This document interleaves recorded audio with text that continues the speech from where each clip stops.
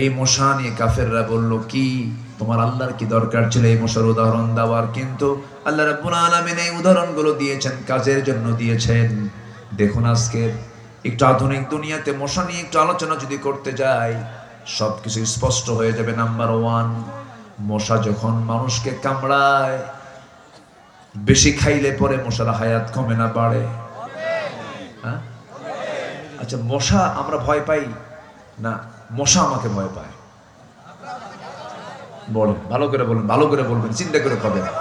আমরা মশাকে ভয় পাই না, মশা আমাকে ভয় পায়? মশারি টাঙ্গায় কে? তাহলে আমি মানুষ কি শক্তিশালী? সামান্য মশার ভয়ে মশারি। তাহলে আমি জেলখানায় না মশা জেলখানায়?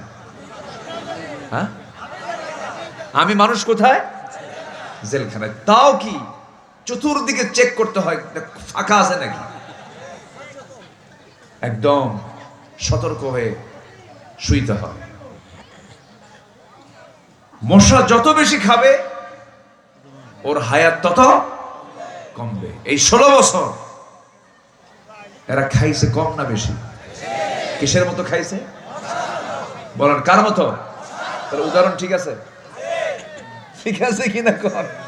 ঠিক আছে না? নাই, মশার মতো বেহিসেবে খাইছে রক্ত, কম লাশ ফালায় না। এই জিনাইতে তো বহু লাশ ফালিয়েছে, অনেক রক্ত তারা ঝরিয়েছে। বেশি খাওয়ার কারণে মশার মতো তারাও নাই, ঠিক কিনা? আলেমদেরকে উলঙ্গ করতে চেয়েছিল, ওরা উলঙ্গ হয়ে গেছে। সূরাটার নাম হলো সংসদ। সূরার নাম কি? সংসদ, যার বাংলা এটা, আর আরবি হলো শুরা, পার্লামেন্ট। আবার আরেকটা সূরা আছে দল সমূহ, একটা সূরা আছে সূরাতুল আহজাব, দল সমূহ। তাহলে সংসদ নামক সূরা থেকে আমি, সূরা থেকে আমি একটা শুধু আয়াত আমি তেলাওয়াত করেছি। এই আয়াতকে সামনে রেখে আমি কিছু কথা বলতে চাচ্ছি। সবাই আমাকে সময় দেবেন তো ইনশাআল্লাহ? আল্লাহ কবুল করুন। জোরে বলি আমিন, আরো জোরে আমিন। কিছুদিন করার নেই, ছাত্র 10 জনকে আজকে দাস্তারবন্দি দেওয়া হলো। এটিকে ছোটখাটো অর্জন না অনেক বড় অর্জন? একদিনে মুখস্থ হয়েছে বলেন? কত বছর, কত মাস, কত রাত, কত শেষ রাতে উঠে ওদেরকে এই কোরআনটা মুখস্থ করতে হয়েছে। তো ওদের একটা আজকে একটা ঐতিহাসিক দিন, ওদের স্মৃতিময় একটা রাত হচ্ছে আজকের রাত। ওদের মাথায় আজকে দাস্তারবন্দি দেওয়া হলো। এটা যদি না দেওয়া হতো মাহফিলটা কিন্তু অপূর্ণাঙ্গ থেকে যেত। সবই তো ঠিক, আবার বিরক্ত হন কেন? কথাই তো এই যায়। মাদ্রাসার মাহফিলগুলো কিছু চাইতে হয়, কালেকশন করতে হয়, কি করবেন, উপায় তো নাই। পরিস্থিতি, সিচুয়েশন বুঝে আমাদেরকে চলতে হয়। তো আমরা এটাকে কষ্ট মনে করব না, আমরা যত সময় শেষ করার চেষ্টা করব। তবে আমল করতে গেলে যদি কারো আমলের নিয়তে যদি আলোচনা শোনার ইচ্ছা হয়, বেশি কথা লাগে না, সামান্য কথাই আমলের জন্য যথেষ্ট। আর কিছু লোক আছে হৃদয়ের খোরাক মিটাতে চান, কিন্তু আমল দরকার নেই। হুজুর ওয়াজ তো মজাই লাগে, কিন্তু উজুর পানি ঠান্ডা। উজুর পানি কি ঠান্ডা? তাহলে তো হলো না। এই জন্য আমরা আমলের নিয়তে শুনবো। জোরে বলি ইনশাআল্লাহ। যে কোরআন থেকে আমরা আলোচনা শুনতে বসেছি, এই কোরআন আল্লাহ পাক আমাকে দিয়েছেন দয়া করে, আমাকে দিয়েছেন তিনি করুণা করে। আল্লাহ পাক সূরা রহমানের মধ্যে কি সুন্দর করে বলছেন। আল্লাহ রাব্বুল আলামিন বলেন, আর রহমান আল্লামাল কুরআন খালাকাল ইনসানা আল্লামাহুল বায়ান আশ-শামসু ওয়াল কামারু বিহুসবান ওয়ান নাজমু ওয়াশ-শাজারু ইয়াসজুদান। জোরে বলুন আল্লাহু আকবার। তিনি রহমান, যিনি দয়া করে বান্দাকে কোরআন শিক্ষা দিয়েছেন। রহমান তিনি কে? জোরে বলেন। পৃথিবীর কেউ কেউ রহমান হতে পারে নাকি? রহমান শব্দটা রেহেম থেকে এসেছে। রেহেম মানে হলো জরায়ু। জরায়ু থেকে আগত সন্তান কি তার মা যতটুকু না ভালোবাসেন, তার চাইতে লক্ষ লক্ষ কোটি কোটি গুণ আল্লাহ তার বান্দাকে ভালোবাসেন। এই জন্য তার নাম হলো রহমান, যিনি দয়া করে বান্দাকে কোরআন শিক্ষা দিয়েছেন। কোরআনের কারণেই তো আমরা আল্লাহকে আমি চিনতে পারছি, জান্নাত জাহান্নামের চিত্রগুলো আমরা উপলব্ধি করতে পারছি। কোরআনের কারণেই তো আমরা কোনটা হালাল কোনটা হারাম জানতে পারছি। তাহলে এই কিতাবের জরুরত, এই কিতাবের আবশ্যকতা আছে না নাই বলেন তো? আছে। কিন্তু দুঃখ লাগে আমার দেশের একটা সিংহভাগ অংশ কোরআন পড়তেই জানে না। কোরআন পড়তেই জানে না। এখানে কথা হচ্ছে, এখানে বাবা কথা বলা যাবে না। সিংহভাগ মানুষ কিন্তু কোরআন পড়তে পারে না। কেন জানেন? এর কারণ হলো সিলেবাসে কোরআন শিক্ষাকে বাধ্যতামূলক করা হয়নি। অথচ কোরআন পড়তে, নামাজ পড়তে গেলে সবার আগে কি লাগে? কোরআন লাগে। নামাজ আদায় করা কি? জোরে বলেন। কোরআন নামাজ আদায় করা যদি ফরজ হয়, তাহলে কোরআন শেখা কি? কোরআন শেখাটাও ফরজ। তাহলে নামাজও জরুরি, কোরআন শেখাও জরুরি। সম্মানিত ভাইয়েরা, আমার দেশের বহু বিসিএস ক্যাডার আছে, ওযুর ফরজ কয়টা তাও জানে না। কোরআন তো দূরেই থাকলো। এরকম করে মিনিস্ট্রি অফ এডুকেশন, শিক্ষা মন্ত্রণালয় ৭১ থেকে নিয়ে, আগে তো বাদ দিলাম, ৪৭ একবার স্বাধীন হয়েছিলাম আমরা, হলো না, আবার ৭১ লাগলো, আবার ৭১ থেকে ২০২৪ লেগে গেল প্যাঁচ, আরেক আন্দোলন হলো, আবার নতুন একটা পর্যায়ে আমরা এখন উপস্থিত হয়েছি। সামনে যে কি হবে আল্লাহই জানে। তবে কিচ্ছু বুঝি না আমরা। আমাদের সোজা দৌড়, ইহদিনাস সিরাতাল মুস্তাকিম। কথা একটাই, সব দেখা শেষ। দেখছি কিন্তু আমরা দেখে কোনোটাই বাদ দেই নাই। কেউ 25 বছর, কেউ 16 বছর, কেউ 9 বছর, কেয়ারটেকার গভর্নমেন্টের কয়েক বছর, সবাই দেখেছি আমরা। সবার নামের আগে মুহাম্মদ, ধর্মের নাম ইসলাম, কিন্তু মদের আইন পাশ করা হয়েছে, সুদ ভিত্তিক অর্থনীতি চালু করা হয়েছে, জেনার লাইসেন্স দেওয়া হয়েছে। সব দেখা শেষ। আগামীর দেশ আমরা দেখতে চাই কোরআনের দেশ। কি ঠিক কিনা? সবাই কি দেখতে চান? আল্লাহকে সাক্ষী রেখে আসমানের দিকে হাতটা উঁচু করে দেখায় দেন সবাই।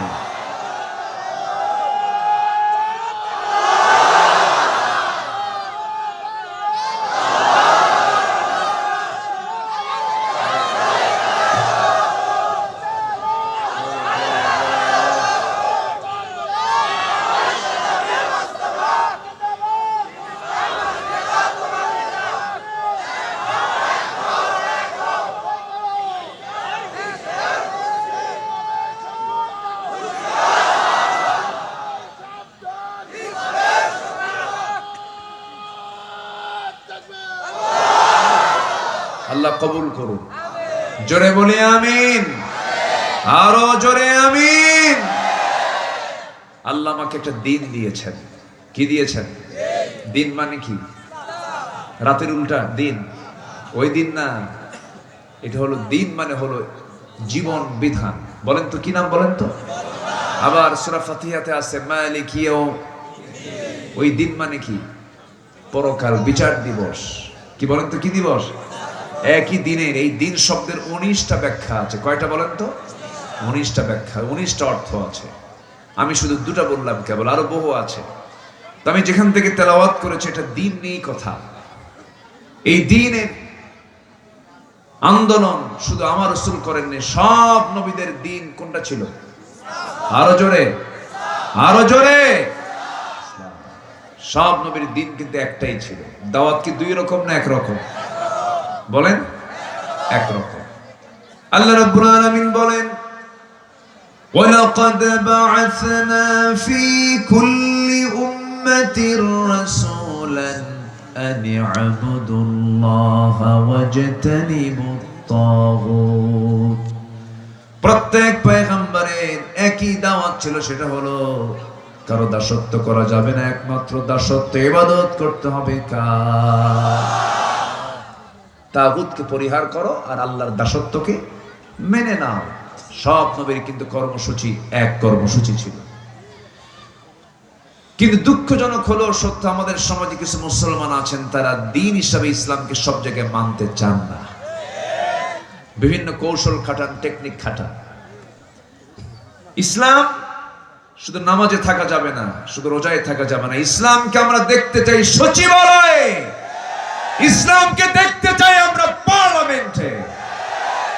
যদি বলো রাজনীতি, এটাই রাজনীতি, কি ঠিক কিনা? যারা বলে কোরআনের সাথে রাজনীতির কোনো সম্পর্ক নাই, নতুন করে ঈমান আনতে হবে, নতুন করে ঈমান আনা দরকার। ফতুয়া তো তার মুখে মানায় যার ফতুয়ার জ্ঞান আছে। কোরআন নিয়ে কথা বলতে গেলে হিসাব করে কথা বলুন, নচেত বেঈমান হয়ে মরতে হবে। কোরআন কি অপূর্ণাঙ্গ না পূর্ণাঙ্গ? বলেন বলেন বলেন বলেন। পূর্ণাঙ্গ। কোরআনে সব তো আছে, কোনো কিছু বাদ নাই। আল্লাহ পাক সব কথা কোরআনে বলে দিয়েছে। কোরআনের কোন অতিরিক্ত বক্তব্য নাই, যা বলেছেন মেপে মেপে। কে বলেছেন? সূর্য যার, কোরআনও তার, হিসাব করে কথা বলতে হবে। আকাশ যার, কোরআন তার। আকাশ ভেঙ্গে পড়বে, আকাশ শেষ হয়ে যাবে, ডেস্ট্রয় হবে, কোরআন শেষ হবে না। কোরআন আল্লাহ পাকের সরাসরি কথা। সম্মানিত ভাইয়েরা, কোরআনে আল্লাহ তাআলা মশার কথা বলেছেন, মাকড়সার কথা বলেছেন, পিঁপড়ার কথা বলেছেন, হাতির কথা বলেছেন, আছে না নাই? তো মশার কথা আল্লাহ পাক বললেন, এজন্য কাফের মুশরিকরা কয় এটা তোমার আল্লাহর কাম। আবার এই কোরআনের মধ্যে আবার মশার কথা বলা লাগে, কি কথা কি বুঝতেছেন আপনারা? কাফেরদের তো অসুবিধার শেষ নাই। আজকের সমাজেও কিন্তু মুসলমান কাফের আছে, মুসলমান কাফের আছে না নাই? ওরা কিছু মানে কিছু। আফাতুমিনুনা বিবাদিল কিতাব ওয়া তাকফুরুনা বিবাদ। তাহলে আল্লাহ পাক মশার যে কথা বলেছেন, মশা যেটা কামড়ায়, এটা কি অতিরিক্ত বলেছেন না কাজে বলেছেন? কিন্তু কাফেররা কয় মুহাম্মদ তোমার আল্লাহ কি করলো, কোরআনের মধ্যে আবার মশার কথা কয়, এই কিতাবের মশার নাম কেন? দেখেন আল্লাহ তাআলা মশার যে উদাহরণ দিয়েছেন, কেন আজকে 16 বছর পরে আমরা টের পাচ্ছি। দেখেন আমি উদাহরণ দিলে টের পাবেন। আল্লাহ রাব্বুল আলামিন বলেন, ইন্নাল্লাহা লা ইস্তাহি আন ইয়াদরিবা মাসালান মা বাউদাতান ফামা ফাওকাহা ফাআম্মাল্লাযীনা আমানু ফায়া'লামুনা আন্নাহুল হাক্কু মির রাব্বিহিম وأما الذين كفروا فيقولون ماذا أراد الله بهذا مثلا يضل به كثيرا ويهدي به كثيرا جربون الله أكبر الله تعالى মশা অথবা তদপেক্ষা কোনো কিছুর উদাহরণ দিতেনি তিনি কখনো লজ্জাবোধ করেন না। এই মশা নিয়ে কাফেররা বলল, কি তোমার আল্লাহর কি দরকার ছিল এই মশার উদাহরণ দেওয়ার? কিন্তু আল্লাহ রাব্বুল আলামিন এই উদাহরণগুলো দিয়েছেন, কাজের জন্য দিয়েছেন। দেখুন আজকে একটু আধুনিক দুনিয়াতে মশা নিয়ে একটু আলোচনা যদি করতে যাই, সবকিছু স্পষ্ট হয়ে যাবে। নাম্বার 1, মশা যখন মানুষকে কামড়ায়, বেশি খাইলে পরে মশার হায়াত কমে না বাড়ে? হ্যাঁ, আচ্ছা মশা আমরা ভয় পাই না, মশা আমাকে ভয় পায়? বলেন, ভালো করে বলুন, ভালো করে বলবেন, চিন্তা করে কবেন। আমরা মশাকে ভয় পাই না, মশা আমাকে ভয় পায়? মশারি টাঙ্গায় কে? তাহলে আমি মানুষ কি শক্তিশালী, সামান্য মশার ভয়ে মশারি? তাহলে আমি জেলখানায় না মশা জেলখানায়? হ্যাঁ, আমি মানুষ কোথায়?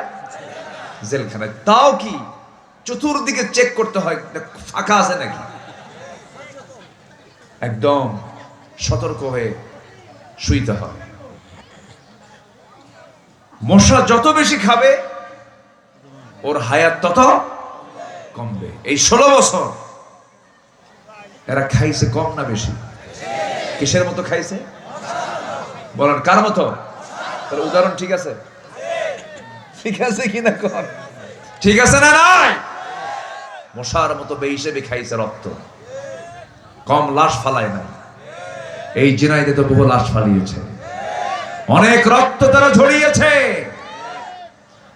বেশি খাওয়ার কারণে মশার মতো তারাও নাই, ঠিক কিনা?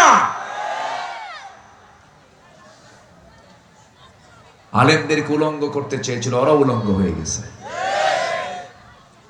একজন নবী ছিলেন, খুব রাগী নবী। বলুন তো সে নবীর নাম কি? ওরে, এ তো দেখতেছি সব জানেন আপনি। বলি আলহামদুলিল্লাহ। নবী তার নতুন কিছু বলতে পারবেন, নবী তো নতুন নবী। মুসা কি আর দুইজন হয় নাকি? বলবেনই তো। মুসা আলাইহিস সালাতু ওয়াস সালাম উনি একদিন শুনতে পেলেন ফেরাউন তার বিরুদ্ধে একটা এরকম ব্যাড রিপোর্ট দিয়েছে, শারীরিক ত্রুটির কথা বলেছে। কি তোমরা কি জানো মুসা কেমনে নবী হয়? মুসার তো শরীরই ঠিক নাই। কেন? ওর অন্ডকোষ একটা ছোট একটা বড়। কি কথা কি বুঝতেছেন আপনারা? তাহলে এই জাতীয় মানে প্রপাগান্ডা, অপপ্রচার আজকেও না আগেও ছিল? আগেও ছিল। তো এই নবীর বিরুদ্ধে এই কথা বলা মানে কি এই নবী কি ঠিক থাকার কথা? বলেন তো। প্রচন্ড রাগ উঠে গেছে, বলতেছেন আল্লাহ শোনো, যেটা নাই আমার অস্ত্রপাতি সব তো ঠিকই আছে, আমার তো কোনো অঙ্গহানি নাই, আমার অন্ডকোষ নিয়ে ফেরাউন কথা বলে, তুমি আল্লাহ এটার ফয়সালা করে দাও। আল্লাহু আকবার বলবেন। আল্লাহ বলেন মুসা চিন্তা করো না, সহিহ রাওয়ায়াত কিন্তু, তুমি চিন্তা করো না, আমি ফয়সালা করে দেব। উনি করলেন কি? গোসল করতে নামলেন। কি করতে নামলেন? গোসল। তো গোসল করতে নেমে তার বিকল্প কোনো লুঙ্গি ছিল না। উনি করলেন কি? এটা পাথরের উপরে লুঙ্গিটা রেখে ওই লুঙ্গি আবার গোসল করে পড়বেন হেতু জরুরতের কারণে তিনি নেমে পড়লেন পানিতে। গোসল শেষ, ওই লুঙ্গিটা আবার হাতে নিয়ে তিনি পড়বেন। লুঙ্গিতে হাত দিতে নিয়েই আল্লাহ তাআলা, লুঙ্গির নিচে ছিল পাথর, আল্লাহ পাক পাথরকে জিন্দা করে দিলেন। বলেন পাথর লুঙ্গি নিয়ে দৌড় মার। লুঙ্গি নিয়ে কি মার? দৌড় মার। কার অর্ডার? কার অর্ডার? আমার দেহ মাটি, আমি কি দৌড়াই না? দৌড়াই কিনা বলেন? এই মাটিতে প্রাণ দিয়েছেন কে? আমাকে প্রাণ দিয়েছেন কে? সে আল্লাহ। ওই পাথরের মধ্যে প্রাণ দিলেন, পাথরকে বলা হলো পাথর তুই দৌড়া। পাথর দৌড়ায়। মুসা আলাইহিস সালাতু ওয়াস সালাম ওই পাথরকে ধরার জন্য রেগে গেলেন, খেপে গেলেন, হাতে লাঠি নিয়া ওই লুঙ্গি পরার জন্য। লুঙ্গির দিকে তার মন, কিন্তু তিনি যে উলঙ্গ হয়ে আছেন এটা তার মনেই নাই। পাথরও দৌড়ায়, তিনিও দৌড়ান। সেই পাথরকে অর্ডার করেছেন আল্লাহ। সেই পাথর দৌড়াতে দৌড়াতে গিয়ে যেখানে ফেরাউন তার মন্ত্রী পরিষদ ক্যাবিনেট নিয়ে যখন পরামর্শ সবাই বসেছে, ঠিক ওই পাথরটা ফেরাউনের চোখের সামনে গিয়ে আস্তে করে দাঁড়ায় গেছে। মুসা ওই পর্যন্ত চলে গেছেন, কিন্তু খেয়াল নাই ওনার যে কিছু নাই গায়ে। এবার তিনি থেমে গেছে যখন, লুঙ্গিটা হাতে নিতে নিতেই ফেরাউন নিচের দিকে তাকায়, দেখে না মুসার সব কিছু ঠিক আছে। আল্লাহু আকবার বলবেন না? আলেমদের যারা উলঙ্গ করতে চেয়েছিল, আলেমরা এখন জাতির সামনে স্পষ্ট, আলেমদের কোনো দোষ নাই। যারা দোষ করেছে তারাই আজকে উলঙ্গ হয়ে আছে, ঠিক কিনা? দাড়ি কাটে তাও রেহাই নাই, পাজামা খুলে লুঙ্গি পরে রেহাই নাই, ঠিক কিনা? হ্যাঁ, আকাম কুকাম কম করেনি। আমাকে যে কত মাহফিল থেকে ধরে নিয়ে গেছে তার হিসাবই নেই। মাহফিল আগুন ধরায় দিছে, জানেন? পাবনার একটা মাহফিল আগুন ধরায় দিছে, আমাকে লক্ষ্য করে গুলিও করেছে। এই যে অত্যাচার গুলো তারা করেছে, মাহফিল কি অপরাধ করছে? কোন দেখে কোনো ক্ষতি হয়? এই মাহফিল গুলোতে তারা প্রায় প্রায় বাধা দিত, থানায় গিয়ে বসে থাকা লাগতো কমিটির, জুতার তলা ক্ষয় হয়ে যেত। ওরা কোরআনকে বন্ধ করতে চেয়েছিল, অচল করতে, আল্লাহ ওদেরকে অচল করে দিয়েছে। সম্মানিত ভাইয়েরা, অনেক কথা আস্তে আস্তে বলি। তাহলে মশা কম খায় না বেশি খায়? কি হায়াত বাড়ে না কমে? কমে। নাম্বার 2, মশা কামড়ায়। মশা কামড়ায় না? পুরুষ মশা না মহিলা মশা? খালি মহিলা বললে তো বেকায়দা। মহিলা মশা কম, মহিলা কামড়ায় গেলে তো সংসার করতে পারবেন না। কি আকিতুল ভাই, এই তো মহা মুশকিল, প্যাঁচ লেগে যাবে তো দেখতেছি। হ্যাঁ, মহিলা মশা, স্ত্রী মশা কামড়ায়। শোনেন, বউ তো কঠিন জিনিস। বউকে আপনারা ভয় পান না? হ্যাঁ হ্যাঁ, দেখেন, চরম ভয়, চরম ভয়। ওটাই সংসার করে। হ্যাঁ, এত সস্তা না। আপনি যত বড় বীর বাহাদুর হন, বইয়ের কাছে কাইত, কোন উপায় নাই।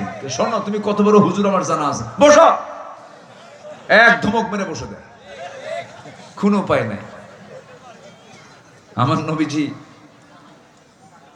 ওমরের মতো মানুষ, ওমরের মতো মানুষ, থরথর করে কাঁপতো রোম পারস্য, উনিও কাইত পারতেন না। কারণ আল্লাহ পাক নারীকে ওইভাবেই বানিয়েছেন। সম্মানিত ভাইয়েরা, স্ত্রী মশা কামড়ায়। আল্লাহ পাক এখানে যে আয়াতটা সেট করেছেন, এখানে স্ত্রী মশার কথাই বলেছেন। মা বাউদাতান, যারা আলেম ওলামা, মা বাউদাতান মুযাক্কার না মুয়ান্নাস? মুয়ান্নাস। কি মুয়ান্নাস না? বাউদাতান। আল্লাহু আকবার বলে। আমার বন্ধুগণ, নাম্বার 2 চলে গেল। নাম্বার 3 হলো মশাকে তুচ্ছ ভাবার কোনো কারণ নাই। এই মশা যখন রাতের বেলা আপনি দেখতেছেন গোটা ঘরে কোথাও মশা নাই, মশারি ছাড়া শুয়ে পড়েছেন, মশা নাই মনে করে, মশা দেখেন না আপনি একটাও। কিন্তু লাইট যখন বন্ধ হয়ে গেল, কানের কাছে এসে কি সুন্দর করে সারেগামা পাধানিসা শুরু হয়ে গেল, ঘুম আর হলো না। এই যে মশাটা সুন্দর করে আপনার নাকের কাছে, কানের কাছে এসে এরকম করে গুনগুন গুনগুন আওয়াজ যখন আপনার কানে আসে, এটা কিন্তু কোনো গান গায় না, তার পাখাটা নড়ায়। বিজ্ঞান বলছে মশা তার পাখাকে প্রত্যেক সেকেন্ডে নড়ায়, ঝাপটাই হলো 500 থেকে 600 বার। প্রতি সেকেন্ডে 500 থেকে 600 বার তার পাখা ঝাপটায়। কম কথা? আমার বন্ধুগণ, নাম্বার 4 হলো এই মশা নিয়ে হাসাহাসি করার কিছুই নাই। মিস্টার নমরুদ দুনিয়া থেকে বিদায় হয়েছিল কিসের কামড় খায়া? কি মশা? অসল মশা। কি মশা? অসল। ঠ্যাং ভাঙা তো না, ও হচ্ছে ওই যে প্যারালাইসিস। কি বলেন? পক্ষাঘাত, প্যারালাইসিসের রোগী ছিল সেই মশা। সেই মশার কামড় খায় নমরুদ বিদায় হয়েছে। আল্লাহ কয়, তুই বাহাদুরি দেখাস। প্রতিবন্ধী মশা। হ্যাঁ, প্রতিবন্ধী মশা। সম্মানিত ভাইয়েরা, আরেকটা আছে মাকড়সা। আরেকটা উদাহরণ কি দিয়েছেন বলেন তো? মাকড়সা। মাকড়সা কোথায় ঘর বানায় বলেন? আমার ঘরের মধ্যে, আপনার ঘরের মধ্যে সে আরেকটা ঘর বানায়, কোনায় কোনায়। এই যে মাকড়সা ঘর বানালো, আল্লাহ রাব্বুল আলামিন সূরার নামই দিয়েছেন মাকড়সা, সূরাতুল আনকাবুত। কেন দিয়েছেন, কি জন্য দিয়েছেন? বিজ্ঞান রহস্যগুলো আবিষ্কার করতে পেরেছে, আজ কিছু রহস্য তারা বের করেছে। আল্লাহ বলছেন, যারা আল্লাহকে গার্জিয়ান না বানায়া, অভিভাবক না বানায়া, আল্লাহকে একমাত্র ওলি না মনে করে যারা অন্য কাউকে অভিভাবক মনে করবে, তাদের দৃষ্টান্ত হলো মাকড়সার মতো। কেমন করে? আল্লাহ রাব্বুল আলামিন বলছেন, মাসালুল্লাযীনা ইত্তাখাযু মিন দুনিল্লাহি আউলিয়া কামাসালিল আনকাবুত। জোরে বলি আল্লাহু আকবার। এই মাকড়সা, তাদের দাম্পত্যময় জীবন আছে, তাদের মধ্যে স্বামী স্ত্রী আছে। স্বামী এবং স্ত্রী দাম্পত্যময় জীবন চলতে নিয়ে এদের যখন ইন্টারকোর্স হয়ে যায়, যৌন মিলন হয়ে যায়, যৌন মিলন হওয়ার পর স্ত্রী মাকড়সার ভিতরে প্রচন্ড ক্ষুধা কাজ করে, শারীরিক তার খাদ্যের প্রয়োজন হয়ে যায়। সেই খাদ্যের চাহিদা মেটাতে গিয়া স্ত্রী মাকড়সা মাঝে মাঝে স্বামী মাকড়সাকে কামড় মেরে খেয়ে তার ক্ষুধা নিবারণ করে, মানে স্বামীকে হত্যা করে। আমার বন্ধুরা, আল্লাহ বলছেন, যারা আল্লাহকে বাদ দিয়া অন্য কাউকে যারা অভিভাবক মনে করবে, তাদের দৃষ্টান্ত হলো মাকড়সার জীবনের মতো। সে স্বামী স্ত্রী কলহ, স্ত্রী স্বামীকে মেরে ফেলে দেওয়া মানে কি? সেটা কি সুখের সংসার? না। আল্লাহ কত আগে বলে দিলেন। আল্লাহ যা বলেছেন কোনটাই বান্দার জন্য প্রয়োজনীয় নয়, সব প্রয়োজনীয়। সেই কালাম থেকে সূরাতুশ শূরা থেকে একটা আয়াত আমি তেলাওয়াত করেছি। আল্লাহ রাব্বুল আলামিন বলছেন, তোমরা কি করবে? যে দায়িত্ব আমি ইব্রাহিমকে দিয়েছিলাম, নূহকে দিয়েছিলাম, ঈসাকে দিয়েছিলাম, মূসাকে দিয়েছিলাম, সবার কাজ ছিল আন আকিমুদ্দীন ওয়া লা তাতাফাররাকু ফীহি। তোমরা কি করবে? আল্লাহর জমিন, আল্লাহর দ্বীন কায়েমের সংগ্রাম করবে, মতপার্থক্য সৃষ্টি করবে না। আমার বন্ধুগণ, আজকে যদি আমার দেশে যদি কোরআন থেকে যেত, আমার দেশের কোনো টাকা বিদেশে কখনো পাচার হতো না, দেশ পিছে যেত না। কারণ আমার বন্ধুগণ, যখন কোন জাতির মধ্যে যখন আল্লাহর ভয় হেরে যায়, সেই জাতি যা ইচ্ছা তাই করতে পারে। ইদা লাম তাস্তাহি ফাসনা মা শি'তা। যখন কারো লজ্জা যখন কারো ভিতর থেকে চলে যায়, সে যা ইচ্ছা তাই করতে পারে। লজ্জা তো তারই যায় যার ঈমান নাই, ঠিক কি না? লজ্জা তারই যায় যার কি নাই, ঈমান নাই। একটু কান লাগাবেন, সবাই মনোযোগ দিয়ে কথাগুলো শুনবেন। সেই দিন বিজয়ী হয়ে যাক। সব দিনের উপরে আপনি কোরআনকে প্রশ্ন করুন, কোরআন বলো তো আমার নবী দুনিয়াতে কেন এসেছিলেন? কোরআন সুন্দর করে জবাব দিচ্ছে। যারা পারেন ঠোঁট মিলিয়ে বলুন, হুয়াল্লাযী আরসালা রাসূলাহু বিল হুদা ওয়া দীনিল হাক্কি লিইয়ুযহিরাহু আলাদ-দীনি কুল্লিহি ওয়া কাফা বিল্লাহি শাহীদা। তিনি সেই মহান প্রভু যিনি তার রাসূলকে দ্বীন হক দিয়ে দুনিয়াতে পাঠিয়েছেন, যেন তিনি কি করতে পারেন? দুনিয়ার তৈরি করা যত দ্বীন আছে, আল্লাহর দ্বীন ইসলাম ছাড়া আরো দ্বীন দুনিয়াতে আছে না নাই বলেন? আমার দেশে একটা দ্বীন কায়েম আছে, সেই দ্বীন কি আল্লাহর দ্বীন না মানুষের দ্বীন? বলেন বলেন বলেন, কার দ্বীন? এই সমস্ত মানুষের দ্বীনগুলোকে উৎখাত করে পরাজিত করে সেই দ্বীনের উপর আল্লাহর দ্বীনকে বিজয়ী করার জন্য রাসূলকে আল্লাহ রাব্বুল আলামিন পাঠিয়েছেন।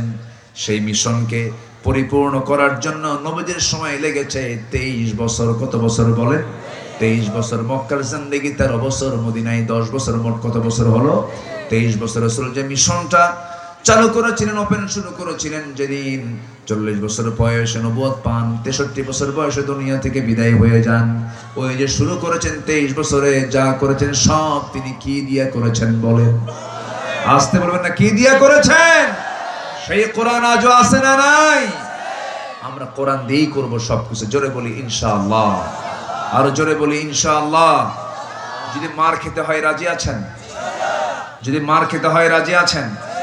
জেল খাটতে হয় রাজি আছেন? হুমকি ধামকি শুনতে হয় রাজি আছেন? আল্লাহ কবুল করুন, জোরে বলি আমিন, আরো জোরে আমিন। আমার নবীজি কোরআন দিয়ে দিশেহারা মানুষ, ওমরের মতো মানুষ, চিন্তা করেন একটু, ওমরের মতো মানুষের চিন্তা করেন। এই লোকটা কি ইসলাম কবুল করতে গেছেন না রাসূলকে মারতে গেছেন? বলেন বলেন বলেন বলেন। রাসূলকে মারতে গেছেন। মারতে গিয়ে ফিরে আসলেন কিসের কারণে? বলেন বলেন, কিসের কারণে? কোরআনের কারণে। মারতে পারলেন না, কোরআন তাকে আটকায় দিল। যখন তিনি শুনতে পেলেন তাহা মা আনজালনা আলাইকাল কুরআনা লিতাশকা, এই আয়াতগুলো যখন শুনলেন, ওমর ফারুকের চোখের কোনা বেয়ে বেয়ে টপ টপ করে পানি পড়ে। চোখের পানিতে তার মুখ ভিজে গেল। আর মনে মনে চিন্তা করল, আরে কাকে মারতে যায়? এমন সুন্দর কালাম তো আমার কানে কোনোদিন আসে নাই।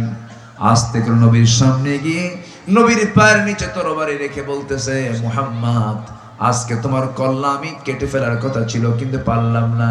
আল্লাহর কালাম কোরআন আমাকে বাধ্য করেছে ঈমান আনতে। জোরে বলি সুবহানাল্লাহ। আর আজকে আমরা কোরআন না বুঝে ঈমান আনছি। কোরআন, আর ওরা কোরআন বুঝে ঈমান এনেছে, আমরা কোরআন না বুঝে ঈমান আনছি। এটাই হলো তফাৎ। ঝিনাইদহের মানুষ ইসলামকে চায়, আমি ঝিনাইদহ চিনি। ঝিনাইদহের মানুষ কোরআনকে চায়, ইসলামকে চায়। আমার বিশ্বাস টুডে এন্ড টুমরো বাংলার জমিন আল্লাহর দ্বীন কায়েম হবে, হবে ইনশাআল্লাহ। আল্লাহ কবুল করুন, জোরে বলি আমিন। আল্লামা সাঈদীর রক্ত যখন ঝরেছে, ইসলাম কায়েম হবে ইনশাআল্লাহ। উনি যখন বলেছেন কতদিন আগের কথা, 25 বছর আগের কথা। মা বলে দিল্লি গিয়ে পড়বা, সোজা দিল্লি গিয়ে পড়ছে। পালানোর জন্য ইঁদুরের গর্ত খুঁজে পাবা না, ইঁদুরের গর্ত খুঁজে পায় নাই, কলার পাতায় শুয়েছিল। ঠিক কিনা? ওনারও আরেকটু উনি ওসিয়ত করে গেছেন, ভবিষ্যৎবাণী করে গেছেন। যদিও গায়েবের মালিক কোনো বান্দা নয়, কিন্তু আল্লাহ ওয়ালা লোকের কথা সহি হয়, মিলে যায়।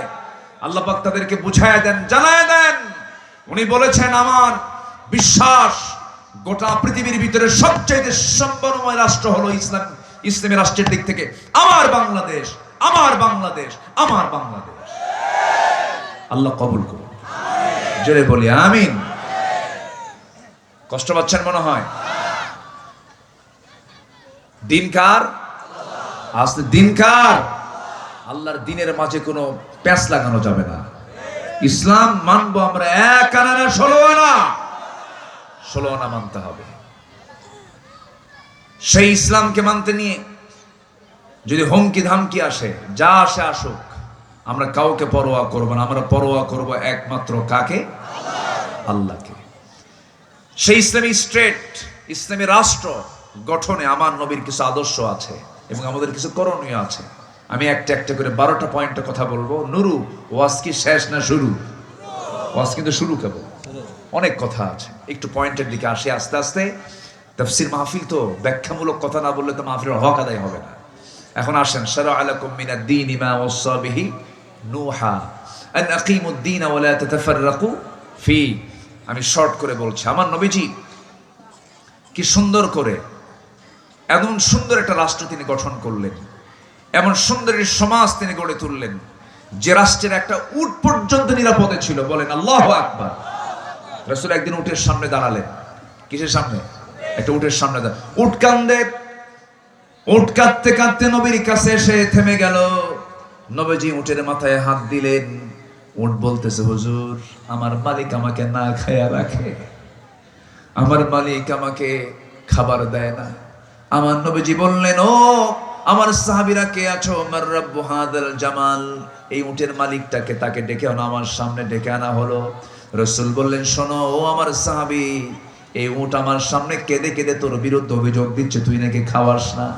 এই জনপদে শুধু মানুষ নয়, একটা মানুষকেও কখনো জুলুম করা যাবে না। আল্লাহু আকবার বলেন। রাসূল কি রাষ্ট্র গড়ে তুলেছিলেন? ইসলামী রাষ্ট্রের 1 নম্বর দিক হলো, আমার রাসূল বলেছেন, যেটা করেছেন সেটা হলো তাওহীদ প্রতিষ্ঠা করেছেন। কি প্রতিষ্ঠা করেছেন? তাওহীদ। যেখানে কোনো শিরিক থাকবে না, কোনো মাজার থাকবে না, কোনো মাজারের সেজদা থাকবে না। যেখানে সেজদা, সেখানে পিটায়া সোজা করতে হবে। ঠিক কিনা? যারা সেজদার পক্ষে, কবর পূজার পক্ষে যারা, ওদেরকে পিটায়া সোজা করা দরকার, হাত পা ভাঙ্গে গুঁড়া করা দরকার। তুই আল্লাহর বিরুদ্ধে কথা বলিস, সেজদা কার জন্য? সেজদা কি বান্দা নিতে পারে? আমার নবীজি এগুলো সহ্য করেননি, তাওহীদকে প্রতিষ্ঠা করেছেন। মার খেয়েছেন। রাসূল রুকুতে গেছেন, হাতের মধ্যে পায়ের মধ্যে ওরা মূর্তি ঢুকায় দিছে। আল্লাহু আকবার। আমার নবীজি সেজদায় পড়ে আছেন, রুকুতে চলে গেছেন। কাফির মুশরিকরা করলো কি? এক জায়গায় হয়ে তারা উটের পচা নারী ভরি নবীর পিঠের উপরে চাপায়া দিল।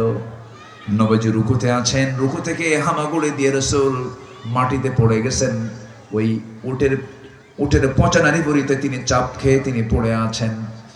নবীজির পাশে কেউ নাই। ফাতিমা রাদিয়াল্লাহু আনহা দূর থেকে লক্ষ্য করে দৌড় মেরে নবীর পিঠ থেকে সেই পচা নারী ভরি সরাইয়া দিলেন। আমার নবীজি কখনো সহজে বদদোয়া দিতেন না, সেই দিন তিনি বদদোয়া দিলেন।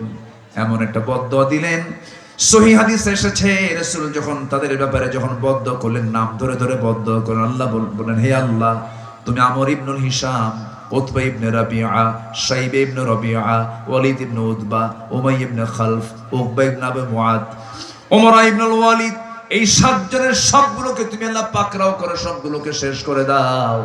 আমার নবীর দোয়া যেদিন তিনি করেছেন তার বেশি দিন লাগে নাই, মাত্র কয়েকদিন পরেই, কয়েক বছর পরেই ওই বদর প্রান্তরে 7টা কাফের একই কূপের মধ্যে সব দুনিয়া থেকে বিদায় হয়ে গেছে।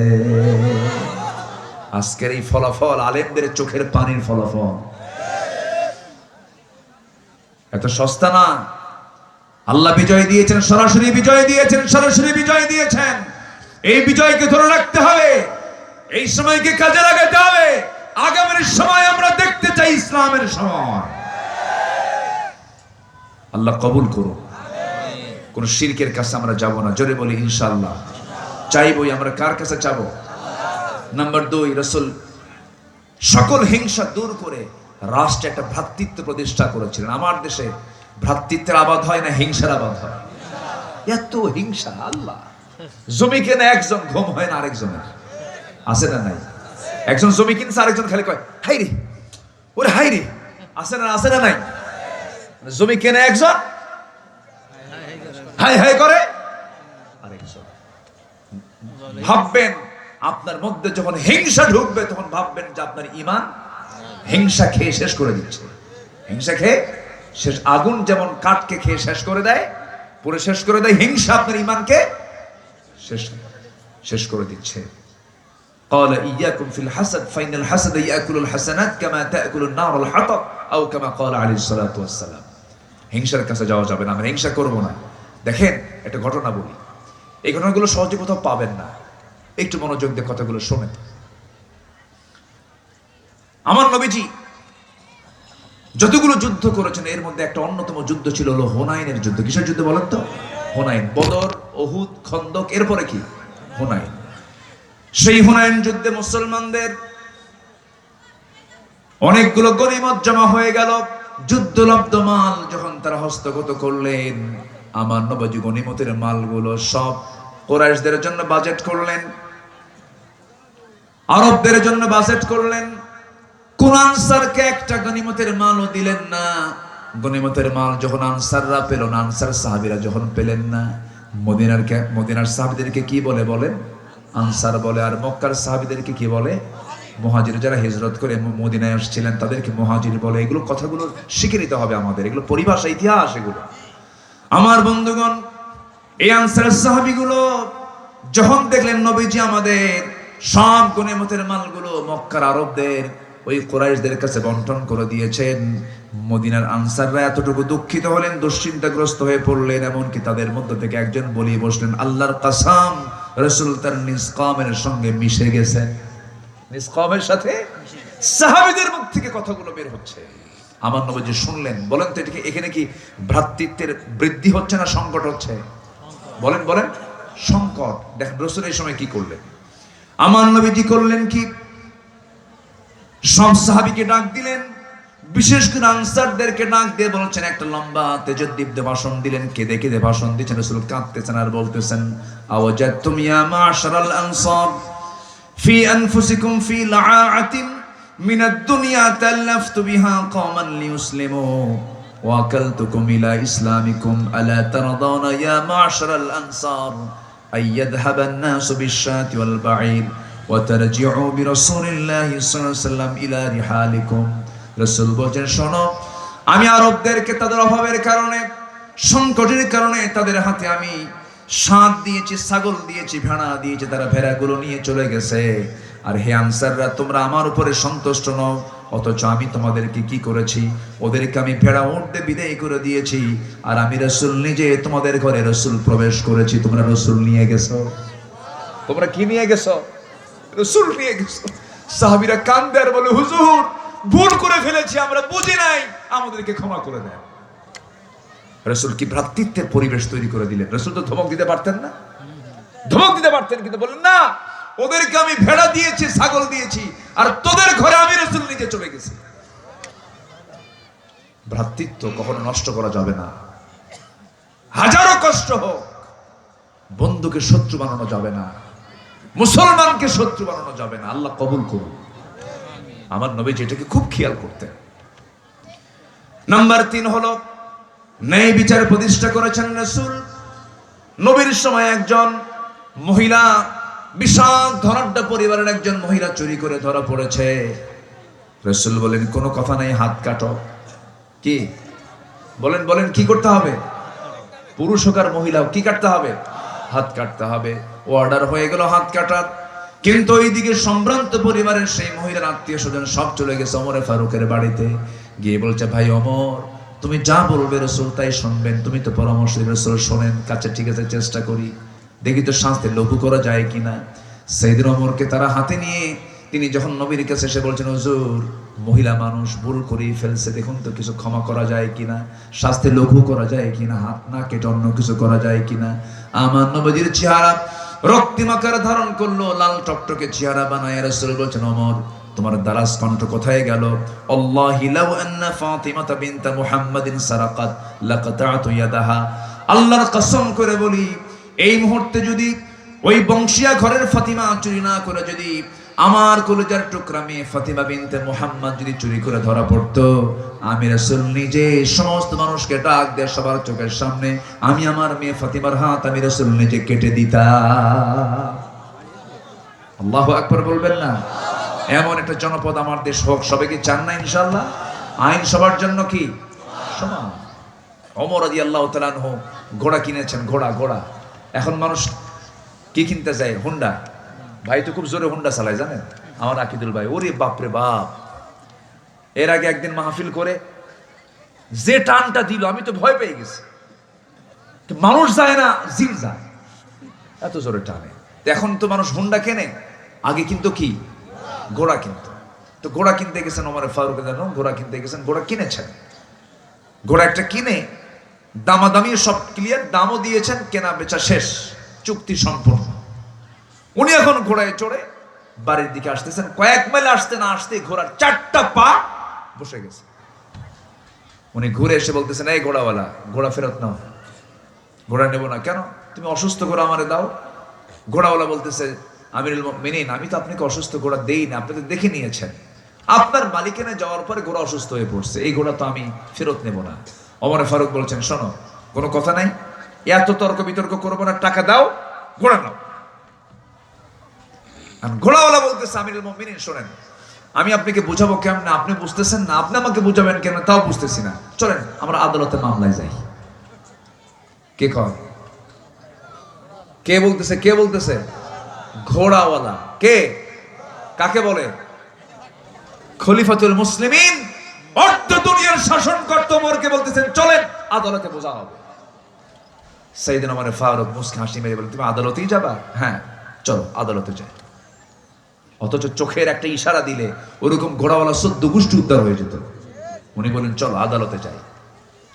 আদালতে গেছেন, ওই এলাকার আঞ্চলিক আদালতে ঢোকা মাত্রই যে আদালতের বিচারপতি ওমর ফারুককে দিকে লাফ মেরে দাঁড়ায় ঘুরছে, আপনি এই জায়গায় কেন? আমারে দেখে বিচার করবি না কিন্তু, এই যে মামলা দিছে, আমি ঘোড়া কিনছি, ও ঘোড়া দিছে অচল ঘোড়া, আমি ঘোড়া নেব না, সে টাকাও আমাকে দেবে না। সে বলে না, আমি ঘোড়া বিক্রি করে দিচ্ছি, এখন কি হবে? আপনি বিচারপতি আপনার রায় দেন। সাইয়েদনা ওমর ফারুক সামনে বিচারপতি, একজন সাধারণ বিচারপতি, তিনি বলতেছেন, আমিরুল মুমিনিন দুপক্ষের কথা আমি শুনলাম, ঘোড়াওয়ালার কথাও শুনলাম, আপনার কথাও শুনলাম, কিন্তু কি করার, আল্লাহর কসম করে বলি কোনো ব্যক্তিকে থেকে রায় দেব না। আজকে রায় দিচ্ছি আমি, ওই ঘোড়াওয়ালার পক্ষে আপনার পক্ষে রায় যাবে না। আল্লাহু আকবার বলবেন না? বিচার ইনসাফ। সাইয়েদনা ওমর ফারুক বলেন, তাহলে বুঝায় দাও। এবার বিচারপতি বুঝায় দিচ্ছেন, আপনি আমার সামনে এখন কথা বলতেছেন সুস্থ শরীরে, আপনি এখান থেকে সুস্থ শরীরে বাড়ি পর্যন্ত ফিরবেন, তার গ্যারান্টি কি? গ্যারান্টি নাই। যেহেতু আপনার জীবন, আপনারও গ্যারান্টি নাই, ঘোড়ারও জীবন, ঘোড়ারও গ্যারান্টি নাই। কেনা বেচা হয়ে গেছে, যান এখন অসল ঘোড়াই নিয়ে যান। অসল ঘোড়া নিয়ে ওমর ফারুক ফিরলেন বাড়িতে। পরের দিন মজলিসে শুরার বৈঠকে বললেন, তোমরা কি জানো এক বিচারপতি পাইছে আমি, লোকাল বিচারপতি, সে আমার বিরুদ্ধে রায় দেওয়ার সাহস নেয়, ওকে লোকাল বিচারপতি না বানায় প্রধান বিচারপতিতে বানায় দিলাম। আল্লাহু আকবার বলেন। আর আমার দেশের বিচারপতি বিরুদ্ধে গেলে পাগলা বানায় বাইরে পাঠায়, জানেন না? এসকে সিনহা, সুরেন্দ্র কুমার সিনহা এখনো তো আসেই নাই দেশে, দেশ থেকে তাড়ায় দিল। ওকে দিয়ে রায় দিল, দেওয়াল আবার ওকে তাড়ায় দিল। এরা পারে না অভিনয়, এমন নাটক নাই যা তারা পারতো না। এখন নাটক শেষ। নাটক কি শেষ হয়ে গেছে। আমার বন্ধুগণ, 12টা পয়েন্ট, সব পয়েন্টগুলো বলতে পারবো না। নাম্বার 4 হলো রাসূল সামাজিক দায়িত্ব পালন করেছেন তার রাষ্ট্রে। দরিদ্রদের পাশে দাঁড়িয়েছেন। আমার নবীজির সবচেয়ে বড় এজেন্ডা ছিল সিম্পল মানুষদের পাশে সেবা করা, তাদের পাশে দাঁড়ানো। আমার নবীজি দরিদ্রদের ব্যাপারে খুব চরম যত্নশীল তিনি ছিলেন, যাকাতের ব্যাপারে খুব যত্নশীল ছিলেন, গরিবদের হকের ব্যাপারে খুব যত্নশীল ছিলেন। এতিম কোন সন্তানকে দেখলে কোলের মধ্যে জড়ায় নিতেন, কারণ আমার নবী ছিলেন এতিমদের সর্দার। জোরে কোন সুবহানাল্লাহ। একটা এতিম শিশু হেঁটে হেঁটে যাচ্ছে, আমার নবীজি দেখে ফেললেন, চট করে জড়িয়ে ধরে বলছেন, তোমার বাবা কই? বাবা তো আমার নাই, বাবা মারা গেছে। আস্তে করে কোলের মধ্যে নিয়ে ঘরের মধ্যে নিয়ে বলছে, আয়েশা দেখো কি বাচ্চা নিয়ে আসলাম। এবার বলে ফেললেন, শোনো সন্তান, আজকের থেকে এই যে আয়েশা তুমি দেখতে পেতেছো, এই মহিলাটা হলো তোমার মা, আর আমি বিশ্বনবী হলাম তোমার বাবা। জোরে বলি সুবহানাল্লাহ। রাসূল এমন করে সমাজের দায়িত্বগুলো পালন করেছেন। কিন্তু আজকে দুঃখজনক হলেও সত্য, আমরা অনেক সময় অসচেতন হয়ে পড়ি। গ্রামে যে সন্তানটা এতিম, তার প্রতি তো কারো কোনো গুরুত্ব থাকে না, ঠিক কিনা বলেন? এতিম বিধবা এরা হয়ে যায় সমাজের বোঝা, অথচ এতিমদের পাশে, বিধবার পাশে সবচাইতে বেশি পাহারার মতো ছিলেন মুহাম্মদ সাল্লাল্লাহু আলাইহি ওয়াসাল্লাম। ওয়ালা তাকরাবু মালাল ইয়াতীম, আসে না কোরআন শরীফে, আছে না নাই? আচ্ছা, আমরা এগুলো খেয়াল করব। জোরে বলি ইনশাআল্লাহ। আমরা কি ফজর পড়বো না ইনশাআল্লাহ? সবাইকে ফজর পড়বো? ফজর পড়বেন কারা কারা, একটু হাত তুলে দেখেন দেখি। জোরে বলি ইয়া আল্লাহ, আরো জোরে বলি ইয়া আল্লাহ। আমাদেরকে 5 ওয়াক্ত সালাত আদায় করার তৌফিক তুমি আল্লাহ দিয়ে দাও। জোরে বলি আমিন, আরো জোরে আমিন। হাত নামান। মা বোনরা কি মাহফিল আসছে? মা বোনরা নামাজ পড়ে? বউ যদি নামাজ না পড়ে কি করবেন বলেন? কি করে? মার্ডার কেস দেখতেছি। মারবেন? যে কইছে পিটা দেব, ও মানে বিয়ে করে নাই। বউ পিটে না তো সস্তা, খুব কঠিন ব্যাপার। বউ যদি নামাজ না পড়ে, 4টা কারণে বউকে মারা যাবে। কয়টা কারণে? 4টা কারণে বলবো, কি মারবেন? এই জন্য শুনবেন, বউকে 4টা কারণে মারা যাবে। আমার মাদের এখন মনে মনে চিন্তা, হুজুর আপনার লাইন তো ঠিকই ছিল, এখন আবার বেলাইনে গেলেন কেন? কলিজায় পানি নেই। 4টা কারণে শাসন করবেন স্বামী তার স্ত্রীকে। নাম্বার 1 হলো যদি 5 ওয়াক্ত নামাজ না পড়েন। নাম্বার 2 হলো রমজান মাসের যদি রোজা না রাখেন। নাম্বার 3 হলো স্বামীর যদি আনুগত্য না করেন। নাম্বার 4 হলো পর্দায় যদি না থাকেন।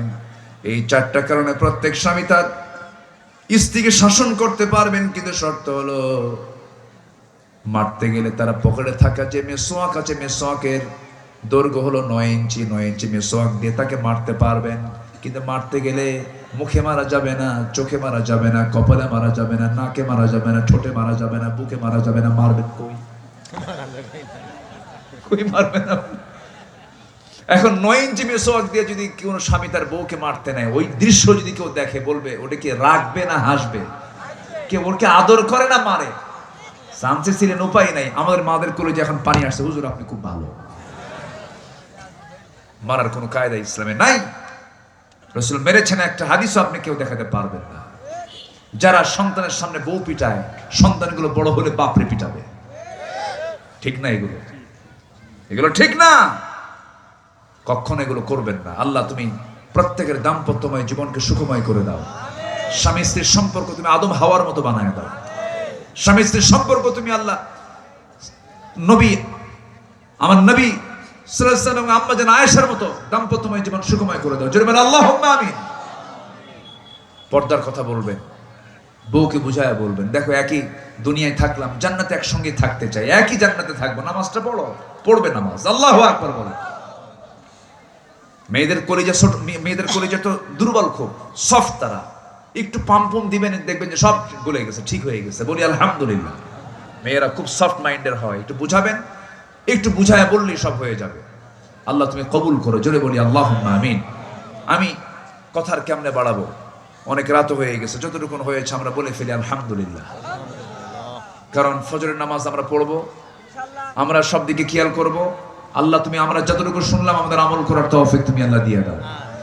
জি, যে যেখানে আছেন বসে পড়ুন, আমরা আল্লাহর কাছে চাবো। সবাই বলি সুবহানাকাল্লাহুম্মা ওয়া বিহামদিকা আশহাদু আল্লা ইলাহা ইল্লা আনতা আস্তাগফিরুকা ওয়া আতুবু ইলাইকা। চিৎকার মেরে বলি, ইয়া আল্লাহ, ইয়া রহমান, আমাদেরকে জীবনের সকল গুনাহ মাফ করে দাও। আয় আল্লাহ তাআলা, আমাদের জীবনের সাগীরা কবীরা, ছোট বড় সব গুনাহ তুমি আল্লাহ মাফ করে দাও। জোরে বলুন, ইয়া রাব্বাল আলামিন, ইয়া রাব্বাল আলামিন। কষ্ট পেলেন মনে হয় নাকি? অনেক রাত হয়েছে, অনেক মা বোন ছোট্ট ছোট্ট বাচ্চা নিয়ে আসছে, এবং এই রাতে আমার এই মাইকের আওয়াজ অনেক অসুস্থ লোকের কানে যদি যায়, সে মনে মনে দুর্বদ্ধ করবে, হুজুর ওয়াজ শেষ করবে কখন।